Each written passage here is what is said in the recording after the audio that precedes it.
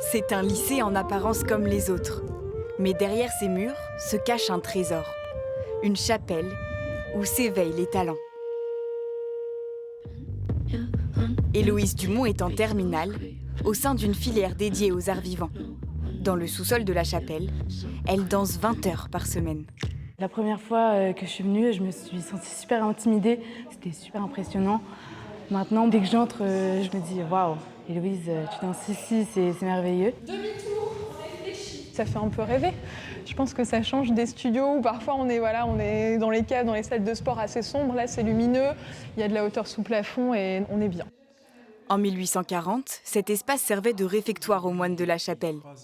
Quand le lycée est devenu public, il est resté tel quel, jusqu'à ce que le proviseur en fasse un studio de danse. Ce qui est important, c'est de rendre aujourd'hui ces lieux vivants, que ce soit l'ancien réfectoire des moines, que ce soit l'ancienne chapelle où on célébrait les offices, et d'en faire un autre usage.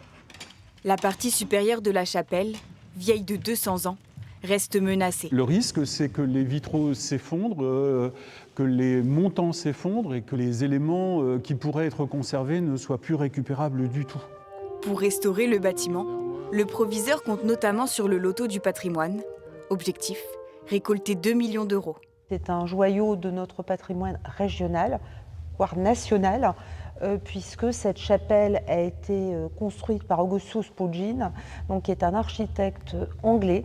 C'est sa seule œuvre en France. Aujourd'hui, il faut arriver à faire tous les travaux nécessaires pour sauver ce patrimoine absolument exceptionnel. Rénovés, les lieux serviront de salle de répétition aux élèves de la filière musique. Je ressens beaucoup plus d'émotion qu'une salle normale.